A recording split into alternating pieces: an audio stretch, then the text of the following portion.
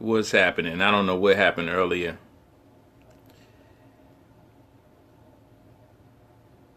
Looked like everything was going good, but something happened. So I got cut off, and I was speaking for 45 something minutes. I see it's only captured 17 minutes. So I want to recap and go back to where I was at. I was dealing with the exhorter, the magnifier. And just to catch you up, we're talking about carnal charismatics, the carnal aspect of the charismatic function in people's lives. And we were dealing with Grace King, what's going on? So we're dealing with how the exhorter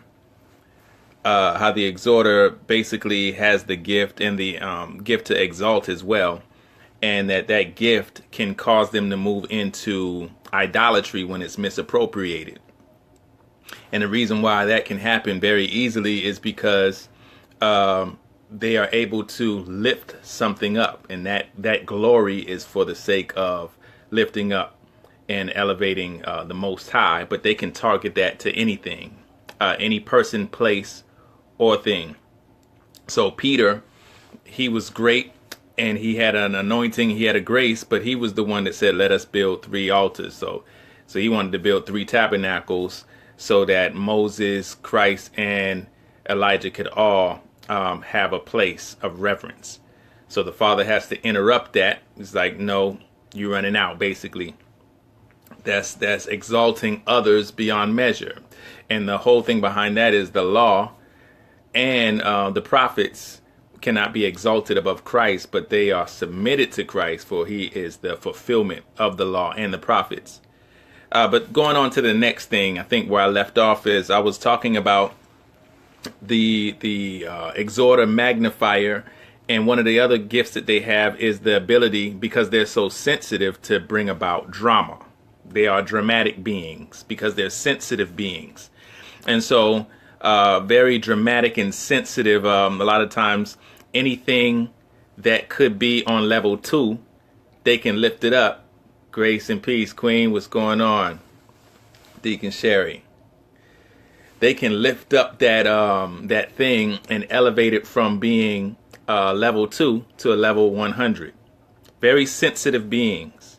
So the exhorter, the magnifier, because they were designed to be sensitive to the moves of the Spirit, they were designed to be sensitive to the wave and what flow is going on at the time, and to catch that flow for His glory. They could also catch an attitude. Excuse me. They can catch an attitude when an attitude isn't there, or they can catch a mood because somebody might have a mood, or they can catch the whims of somebody's emotional state in a second, and they can take on those things because they're very sensitive. That's the exhorter, the magnifier. They were made to be sensitive for a purpose, and that's to sense when the Spirit might want them to shift and move into things in the Spirit. But in the carnal side of it, then they can get caught off track and end up being dramatic. How you say people full of drama? They can be full of drama. This is the part I wanted to break down. This is the goodies right here. There are some people who were called at a time to be professional mourners. So during the times of funerals, during the times of someone passing away, they would dress in all black, put sackcloth and ashes on, and they would just mourn. And they would cry and mourn, and they would create an atmosphere of sadness to go along with the funeral. I mean, that's what their post was, to be professional mourners. And that's very important to understand that, because that's a part of what some people do who operate in the gift of exaltation and magnification. They will be in a place and perpetuate a mood, or perpetuate a sensitivity towards something, even when it doesn't need to be perpetuated. So to be professional mourners, that was one of their jobs. Let me increase the atmosphere or enhance the experience of sadness. So just think about it when they're operating in the flesh, or they don't get their way, or somebody pissed them off, excuse me, that term offends you, or somebody aggravated them or did something like that, they can prolong a mood of anger, a mood of irritation. They can prolong a mood of frustration, a mood of sadness, or whatever. They can prolong that, and they can be used to bring damage to built up momentum. They can damage built up momentum. Why? Why are they able to do that? Why did God gift them with the ability to do that? And so that they would be able to go into systems of darkness, systems of the enemy, and to tear down, destroy, uproot. But that same sensibility, that same ability can be misappropriated, and they can build up when they're supposed to be, they can tear down when they're supposed to be building up. So that's something else to keep in mind. Now, this is the continuation of the cutoff from earlier, so you'd have to go back to catch the first part of that. Like I said, they can take a small misunderstanding and blow it up into a full-blown war. This is the exhorter, the magnifier. That's what they're gifted to do. They're gifted to magnify things above measure. So they can take a small thing where there's a disagreement and make it an all-out conspiracy that everybody is against me. See that? They can magnify that. They can magnify that. Prolonging issues. Prolonging issues. All right? Now, why do they want to prolong stuff? Well, you would say, what, everybody wants peace. Everybody wants to get along. Why would they prolong these things? Because they want their gift to remain in operation. And so for a magnifier, for an exhorter, if nothing is magnified, then they feel like they're not doing their job. So in other words, if they take their eyes off of Christ and start looking at situations and people, and if there's nothing going on, nothing popping, nothing magnified, then they will create drama where there was no drama. They will create and magnify issues where there were no issues, because they're addicted to, and this was a lot of people in the church, this is not just the magnifiers, a lot of people in the church are addicted to the gifts that they utilize. So the way that this manifests for them is they're addicted to their gift being in operation, so they have to keep magnifying issues so that they can still feel like they're being used by God. And all of this is on a subconscious level, because no one's actually sitting there thinking, how can I magnify or prolong my gift activity or my gifts in operation? But these are things that operate underneath the surface. It is a cry for validation. It is a cry for usefulness, and they're resourceful. So if there is no drama for me to attend to, then I will create the drama. I will create that dramatic experience. I don't know if I said this on the last one or not, but I was talking before on how David, I didn't say it, how David, when he was running, when he was on the run, one of the things that King David did is, hold on, let me check something. Okay, I got 15 on the percentage. One of the things that King David did was that he acted like he was a madman. Now, the reason why he acted like he was a madman was because he was trying to conceal his identity. They were looking for David, and he's on the run. I'm calling him King David because that's who he was in spirit. So he acted like a madman. So they have the skills to pretend to act. So you know that these people are drawn to areas or are effective in areas of arts, entertainment, and that whole realm. David was a dancer, an artist, a poet. He was a psalmist. He was a worshiper. So you get the picture of the type of individual that we're talking about. But when his life was on the line, he was able to utilize his skills to act in order to preserve his life. And the point I wanted to make about that is that our gifts and our abilities are not only for worship service activities, but they're also for survival, for life survival. They're also tools that we can use outside of the arena of the worship assembly to enhance our life, to survive, to thrive. All those things happen. But when your gift has become perverted, you can then take that same God-given gift and bring it into anywhere that you go. You can take it to any realm of darkness that you go into, and that activity will still be in operation, but it'll be mixture, right? So I made that point to connect to drama, that they are gifted in the arena of drama. They know how to create drama. They know how to take something that's plain, might seem boring or uninteresting, and make it interesting. Add components in it that really weren't there, or add components in there that were frivolous, and make it the main feature because it creates drama. So look at that. We're supposed to bring attention to Christ. We're supposed to bring attention to the glory of the kingdom, but we don't want to be untruthful. And like I said before in the other teaching, the only way that we will never be lying when we are boastful, when we are magnifying, when we're glorifying, the only way we'll never be lying is if we're talking about Yahweh. Because we can't outsell his goodness. We can't magnify him above or beyond measure. So that gift of glorification and magnification is so strong in those who are called to that, because it's meant to give just a portion, to give just a scene, a slither of all of the greatness of Yahweh, which is, it's beyond our ability to fully communicate it. So, but when we apply that same level of magnification to other things, that's when we get in trouble. And you say we're blowing it up. All right, so the next part I wanted to get to, and that is the gift of the server, the servant. Here's the good things about some of the features about the servant is the server can see needs that need to be met miles away. A lot of time before the leader even recognizing that they need something, the servant already identifies the need and goes after it. They bring the action to the ideas. Now, this is not the carnal part. This is just the good aspects of being a server, being called to the supernatural ministry of servanthood. They will supernaturally outpace everyone else in their service. A lot of times a servant, they can work from, sun up to sun down.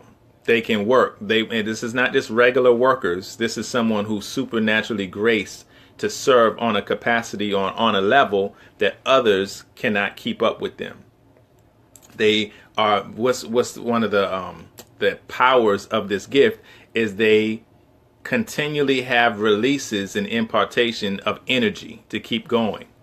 He energizes them to keep going where others will quit. He energizes them to keep on pressing when others say it's enough. So he's given them supernatural endurance and a capacity to morph or change or shift like a chameleon into whatever is needed for the task to be done. Then they will take on whatever traits that they need to take on so that they can labor with the work to get it done. No true ministry work can ever be done without a servant. But a servant is not just one type of individual. A servant can serve in different spheres. Now, that's all the good stuff. But a carnal aspect of the servant is a servant can attach themselves to works-based organizations. They can attach themselves to organizations and things that base your salvation or your heavenly acceptance on the works that you do. So there are people that are drawn to things like Jehovah's Witness or, some kind of fraternity or sorority, something that values your goodness based on the works that you do. Now, works are important. Works are imperative for things to be done, but they set up their status system based on the works that they do. Very competitive to show and prove that I'm better than you because of the works that I do. So one of the carnal aspects of the servant is self-idolatry. They make idols out of their work, and they make idols out of themselves because, like I said before, they're territorial and they're competing to say, now they may not say that they're competing, but they're competing who did the most work. They're giving an account for the works they did. So instead of just serving as unto the Lord and him bringing the increase, they are counting up this is what I accomplished. This is what I did. Now, the story of Martha and Mary is a good example of that. Do you remember the story when they were in the house and Christ was teaching? Mary sat at the seat of Christ to get the teachings. Martha was working and serving the people in the house. And Martha looked over and she was like, Christ, why don't you make Mary come and help me in this work? And Christ said, no, Mary chose the most needful thing. So he didn't stop Martha from working. And he didn't have a problem with her working as her worship as unto the Lord. The problem was when working was not good enough. It wasn't good enough to work and serve, but this is the carnal aspect of the servant. The servant is sitting there looking at the other people who may not function in that kind of gift and grace and saying they should be working too. And they look at their work as more important because it's meeting the immediate needs. It's more important than any other thing that needs to be done. Because it's about what it looks like visually. It's about we're all physically together working, getting something done. They love that. But a lot of times they get rebuked because they're not valuing the other gifts in the body that need to flow while they're working.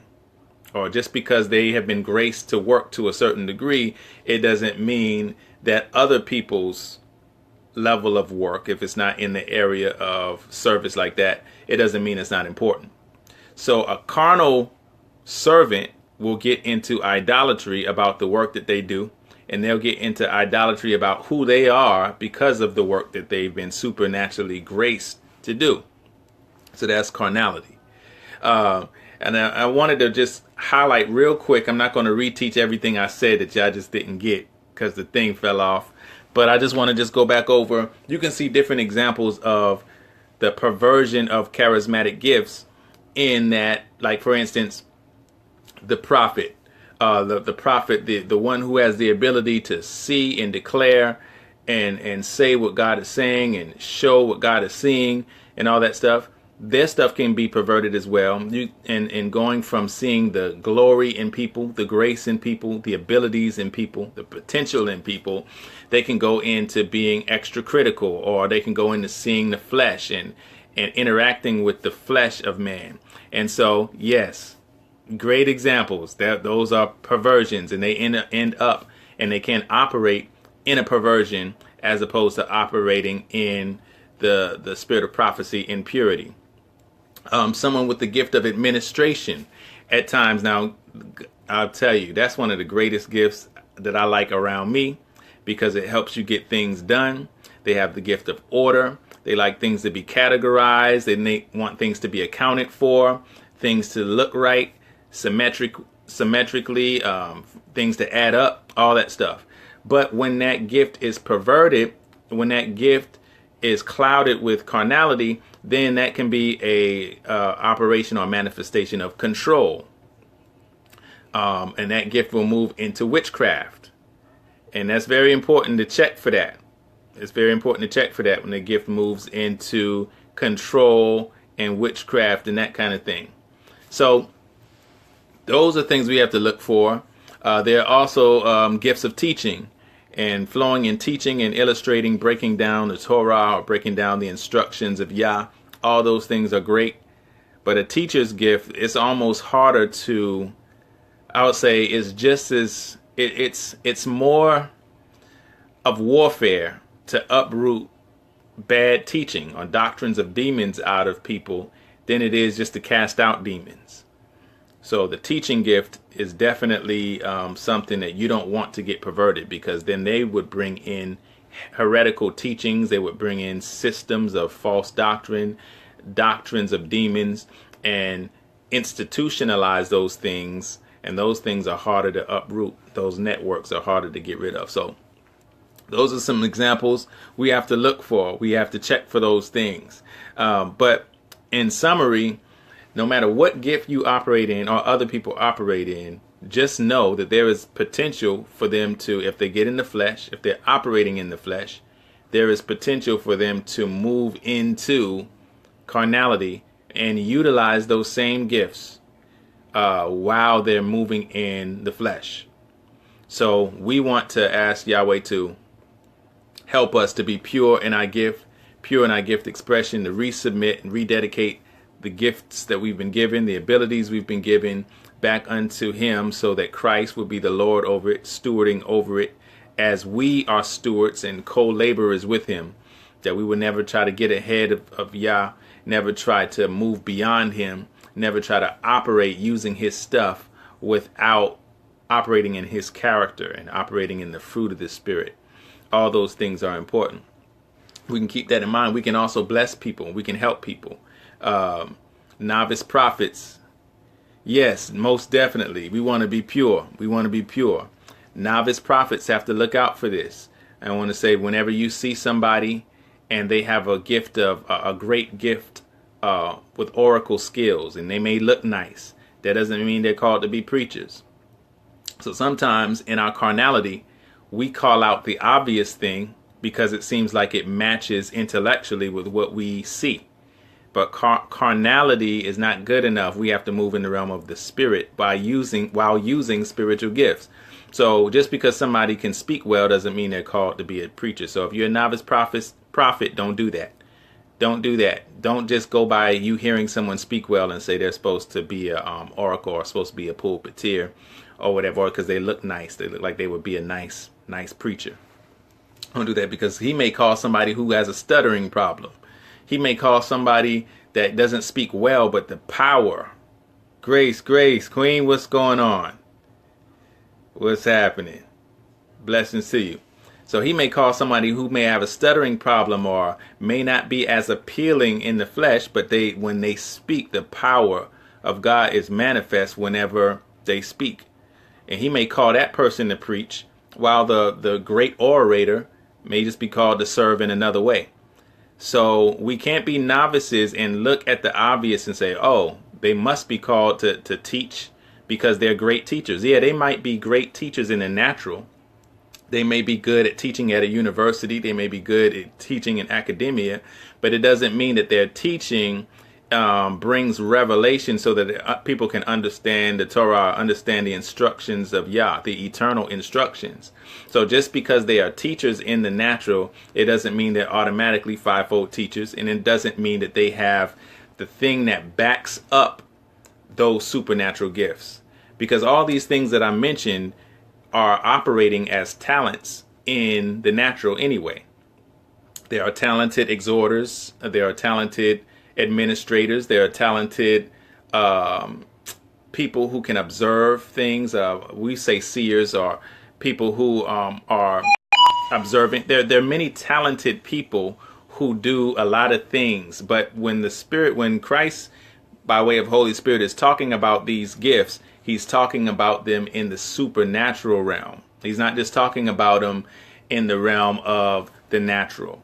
He's not just talking about someone who can encourage somebody. He's talking about somebody with this supernatural gift to bring someone to a level of encouragement that only Yahweh could do. So understand that. But like I said, with that being said, that spiritual activity and power still has to flow through the natural man. So it still has to be processed through the flesh. And if the flesh is not yielded, not my will but yours be done, if the flesh is not yielded to the Spirit and to the will of Yah, then the flesh will mix and attach itself to charismatic activities. That's when we get into witchcraft. That's when we get into idolatry. That's when we get into perversion. That's when we get into seduction and all kinds of realms. Seduction and perversion is not only sexual, but it is also intellectual. It's religious and spiritual. It can be organizational. You can seduce someone from being in one organization that they should be in to being in another organization because you want to grow your own. So if I entice somebody to leave their post to get on my post, then that is a realm of temptation, perversion, and seduction. It has nothing to do with sexuality. So, but either way, we have to know how to be pure and how to recognize when we are impure. Now, I'll say this. I believe that everyone has operated in levels of impurity while operating in the gifts at the same time at some point, because we go from students to teachers. We go from novices to developing and maturing. So I don't want to demonize the carnal charismatic. I don't want to demonize you if you're in that state. But what I do want to say is we need to know how to recognize when we're operating like that. We need to know how to recognize it and know how to fix it. Know how to get it fixed. Know how to address it, identify it, which means you're still called by Yah. You're still anointed. You still have been called upon him to do great works, to do great exploits. He has not abandoned you. He's not made you or called you a false prophet, a false apostle, a false teacher. But he says, I want you to grow up in maturity in me so that you will not flow like that. Because at any point that we get carnal, then we can actually move into levels of witchcraft, charismatic witchcraft. We can move into areas of seduction, areas of perversion. So we have to look for that. So it's very important for us to stay on point and encourage one another and admonish one another to good works. When you see a young apostle, young prophet operating in carnality, then tell them, hey, you got to fix that. You know, if we don't correct one another when we see it, then we don't stay on point. We got to fix it. So I want y'all to go back. I'm done with it now, but I want you to go back and check it out if you had not had an opportunity to check it out. I think one of the greatest breakdowns for me was the breakdown of the exhorter magnifier and how that powerful gift, which is one of the most powerful gifts that we've seen, because that could include the psalmist, the artist, the news broadcaster, the salesman, the public speaker. Grace to you. Anytime. I want you to make sure that you go back and check that if you hadn't checked it and see what I'm talking about with the magnifier, because that's usually the worship leader, or that could be the prayer leader, the intercessory leader in an organization. That could be so many different things. But when they operate in carnality, that's dangerous. That's very dangerous. They definitely can destroy some things. But if they stay on point, those are those who bring attraction, the spirit of attraction to any ministry, organization, work, and that good deal. So go back and check that out. I'm done talking today.